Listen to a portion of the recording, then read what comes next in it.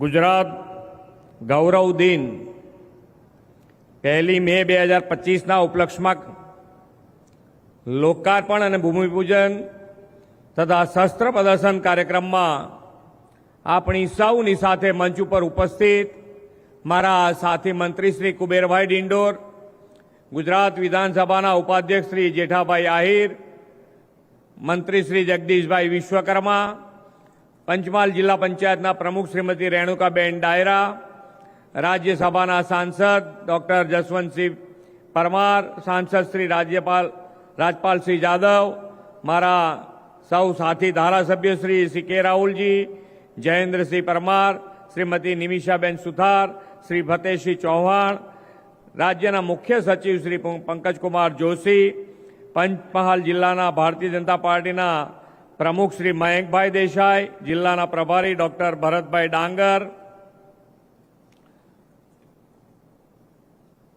પંચમહાલ જિલ્લાના પ્રભારી સચિવ શ્રી રાજેશ માંજુ, માર્ગ મકાન વિભાગના સચિવ શ્રી પીઆર પટેલિયા, પંચમહાલ જિલ્લાના કલેક્ટર શ્રી, ડીડીઓ શ્રી, પંચમહાલ જિલ્લાના ભાજપના મહામંત્રી શ્રી કુલદીપસિંહ સોલંકી, ધવલભાઈ દેસાઈ, આમંત્રિત સર્વ મહાનુભાવો, પ્રેસ મીડિયાના મિત્રો, સૌને મારા નમસ્કાર.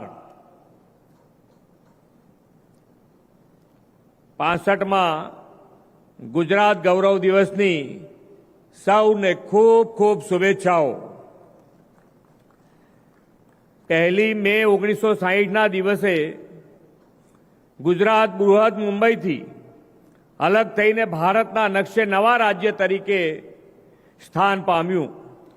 આજે તો વિશ્વ નેતા અને યશસ્વી વડાપ્રધાન શ્રી નરેન્દ્રભાઈ મોદીના લીડરશીપમાં ગુજરાત દેશના વિકાસનું રોલ મોડેલ બની ગયું છે. 1960થી 2001 સુધીની ગુજરાતની વિકાસ યાત્રા અને 2001 પછીની અઢી દાયકાની અવિરત વિકાસ યાત્રા એમ બે સ્પષ્ટ ભેદરેખા આપણો વૈશ્વિક વિકાસ જોઈને સૌ કોઈને દેખાઈ જ આવે છે. આદરણીય શ્રી મોદી સાહેબે વિકાસની રાજનીતિથી સૌના સાથ સૌના વિકાસનો મંત્ર સાચા અર્થમાં ગુજરાતમાં સાકાર કર્યો છે.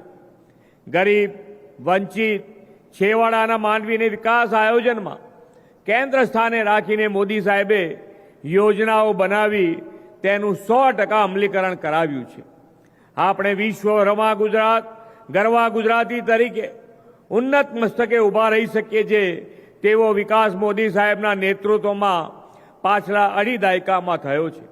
આદરણીય મોદી સાહેબે જનજનને વિકાસમાં જોડી જનભાગીદારીથી વિકાસ કેવો હોય, કેટલા સ્કેલનો હોય તેનું દ્રષ્ટાંત દેશ અને દુનિયાને પૂરું પાડ્યું છે. આપણે આપણા રાષ્ટ્રીય પર્વ અને ગુજરાત સ્થાપના દિવસે જેવા ઉત્સવોને પણ જનભાગીદારીથી વિકાસ પર્વ બનાવ્યા છે. વડાપ્રધાનશ્રીએ ઊભી કરેલી એ જ પરંપરાને હું અને મારી ટીમ પણ આગળ ધપાવી રહ્યા છીએ. આજે એ પરંપરામાં વધુ એક સોપાન પંચમહાલ જિલ્લાના આંગણે 65માં ગુજરાત ગૌરવ દિવસની ઉજવણીથી સર થયું છે. પાવાગઢના મહાકાલી માતાના આશીર્વાદથી આજે એક જ દિવસમાં આ જિલ્લાને 644 કરોડ રૂપિયાના 85 જેટલા વિકાસ કામોની ભેટ આપવાનું મને સૌભાગ્ય મળ્યું છે. પહેલા આખા વર્ષમાં જિલ્લાના વિકાસ કામોના કુલ બજેટ જેટલી રકમના વિકાસ કામો તો હવે એક જ દિવસમાં લોકોને આપણે આપીએ છીએ. આદરણીય મોદી સાહેબે શિક્ષણ, આરોગ્ય, વીજળી, પાણી, ખેતી, ગ્રામ વિકાસ અને રોડ રસ્તાના વિકાસનો ખૂબ જ મજબૂત પાયો નાખ્યો છે. આપણે એમના દિશા દર્શનમાં આ બધી જ માળખાકીય સુવિધાઓ સાથે વર્લ્ડ ક્લાસ ડેવલપમેન્ટની રાહ અપનાવ્યો છે. આજે હાલોલમાં રૂબાબીન કંપનીના લિથિયમ આયન બેટરીના રીસાયકલ પ્લાન્ટનું ઉદ્ઘાટન થવા જઈ રહ્યું છે.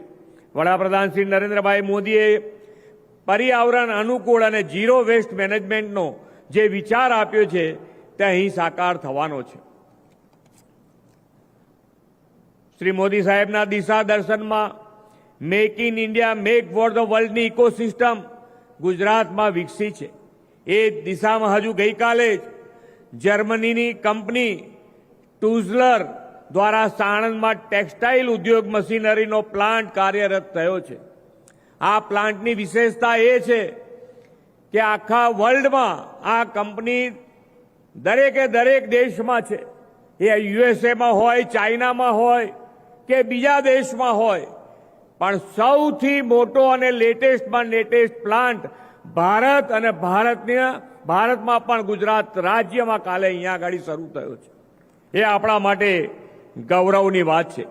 ગુજરાતના પૂર્વ ભાગમાં વસેલા આ જિલ્લાના શહીદ અંબાજીથી ઉમરગામ સુધીના આખા આદિવાસી બેલ્ટમાં વનબંધુ કલ્યાણ યોજનાથી મોદી સાહેબે આરોગ્ય સુખાકારી પણ નવા દ્વાર ખોલી આપ્યા છે.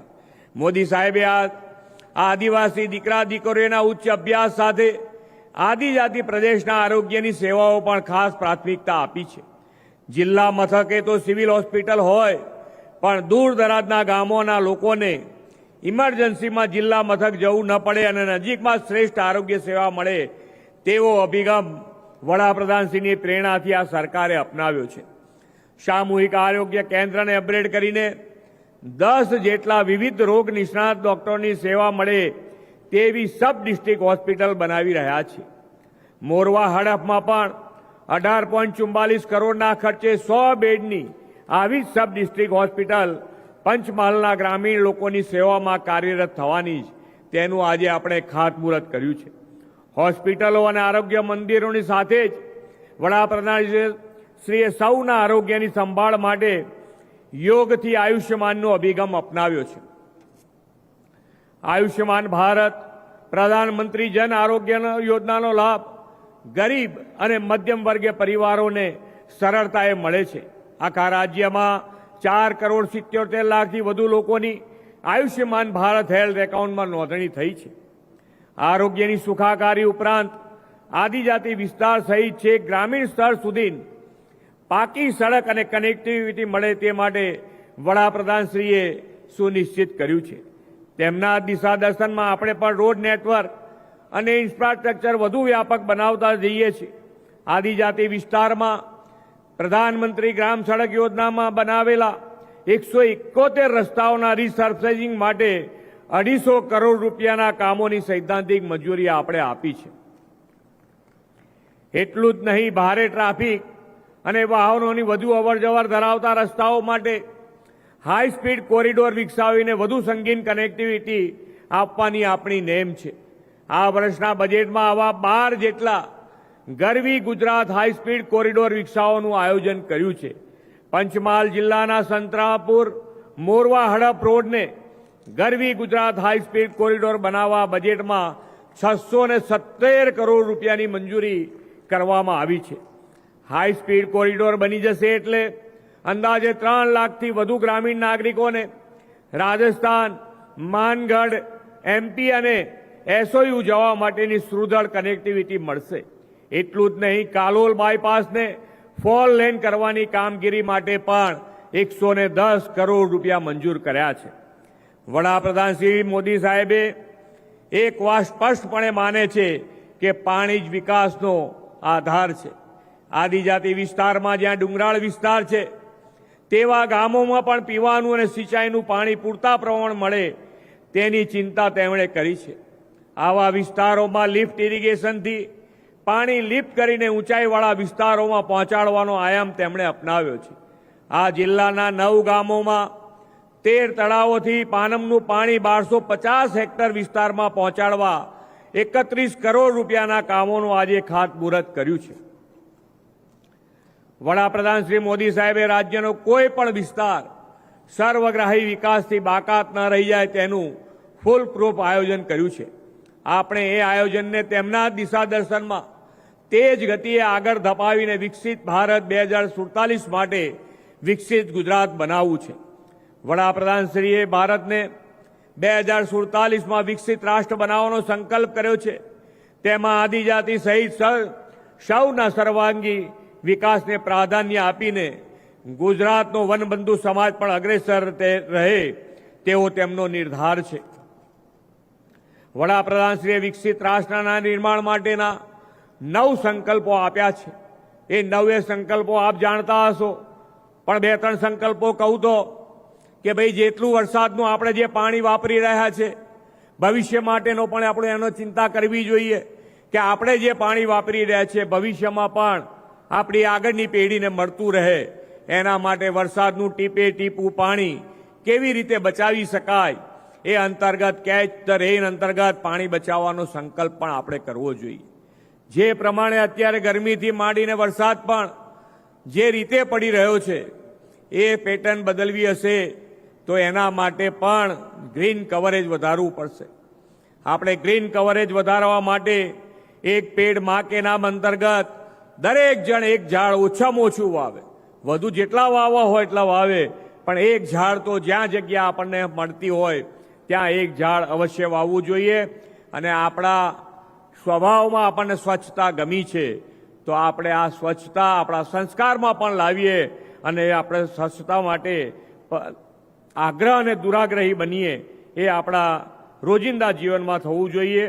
પંચમહાલની ધરતી પર ઉજવાઈ રહેલો આ ગુજરાત ગૌરવ દિવસ આ બધા સંકલ્પો પાર પાડવામાં સૌ માટે પ્રેરણારૂપ બનશે એ અપેક્ષા સાથે વિરમું છું. ભારત માતા કી જય. વંદે માતરમ. જય જય ગરવી ગુજરાત.